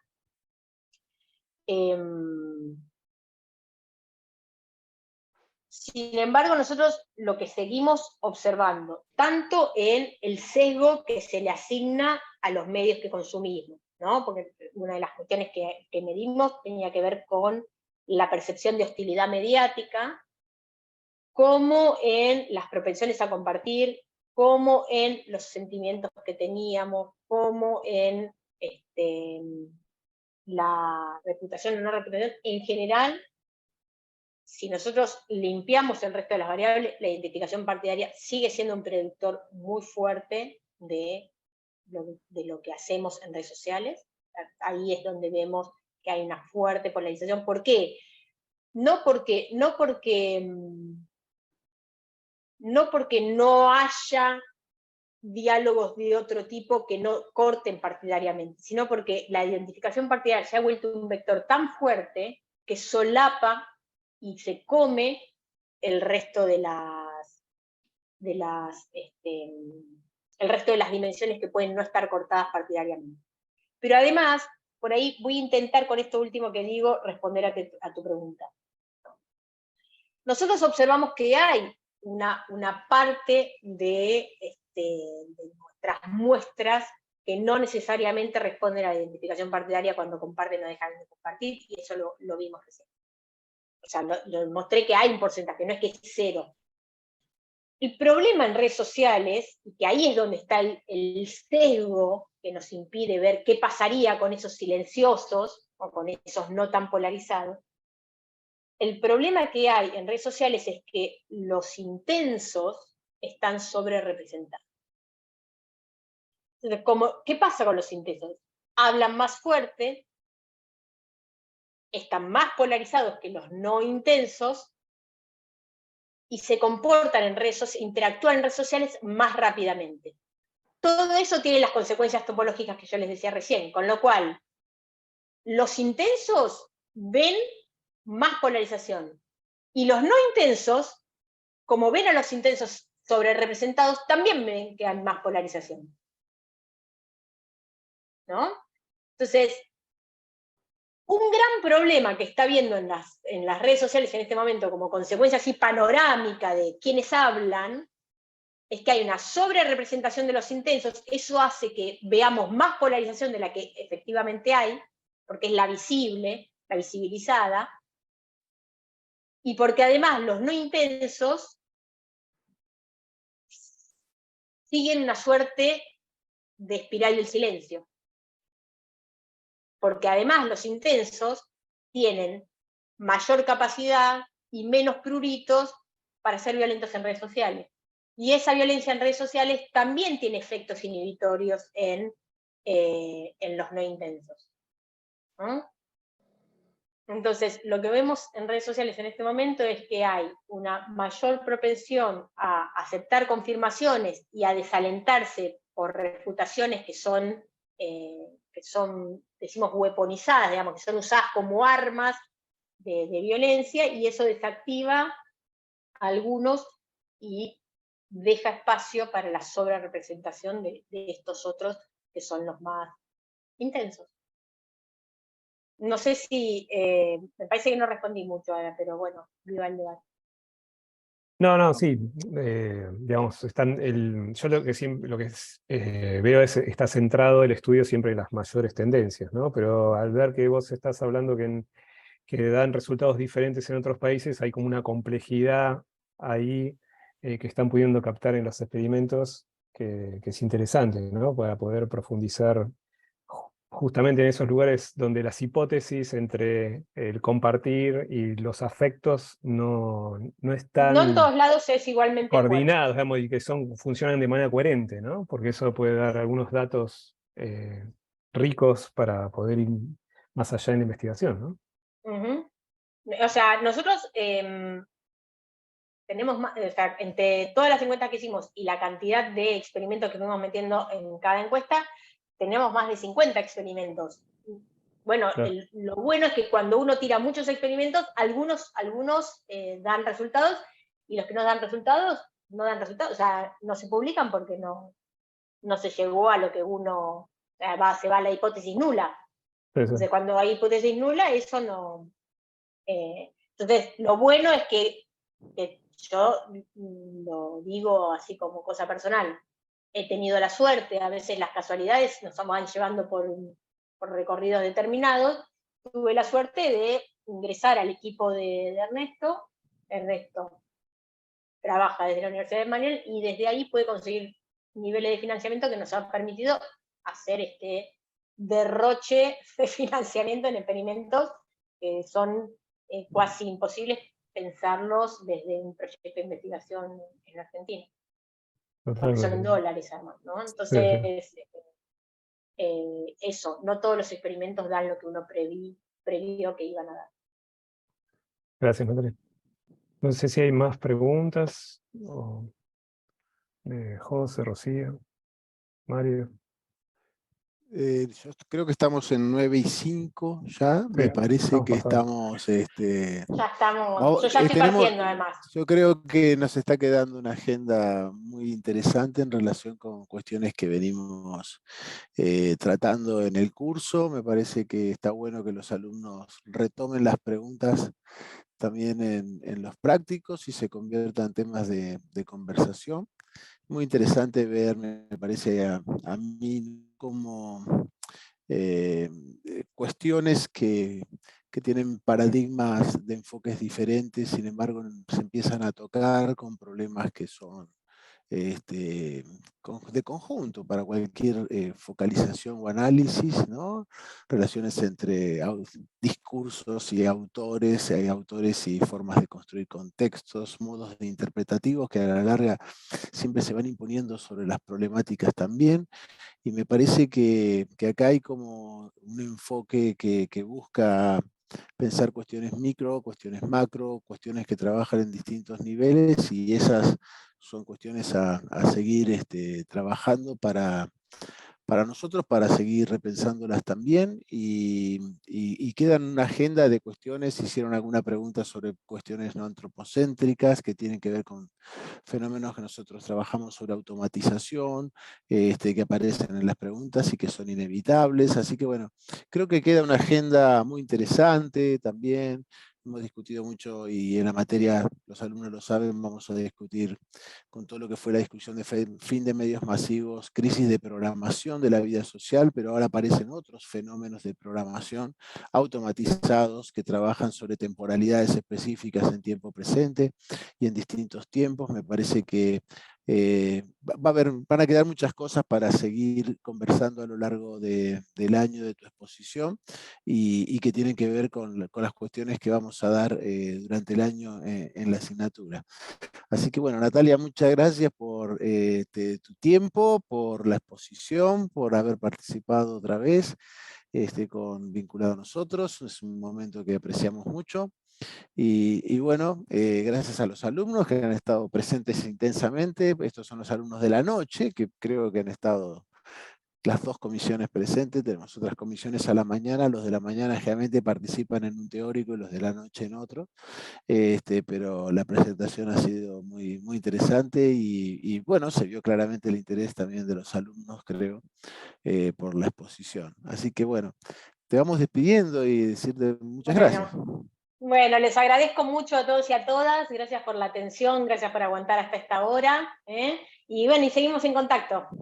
Muchas gracias, Mario, Damián. Gracias, Rocío, gracias por la invitación. Siempre es muy, muy motivante, y estamos en contacto. Chao. Nos vemos. Chao. Gracias.